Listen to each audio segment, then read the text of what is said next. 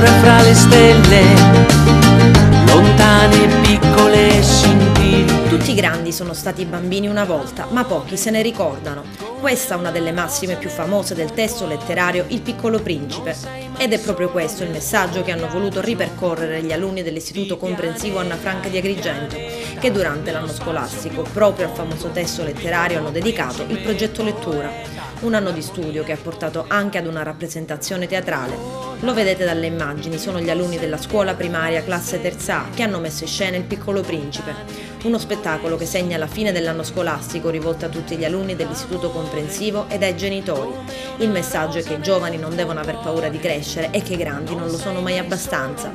Coordinatrice del recital l'insegnante Alessia Bosco e con la collaborazione delle docenti Adriana Messina e Simona Micalizio. Ma anche la classe terza B si è cimentata in un recital coordinato dalla docente Maria Concetta Triassi, che ha messo in scena La Bella Addormentata in lingua inglese.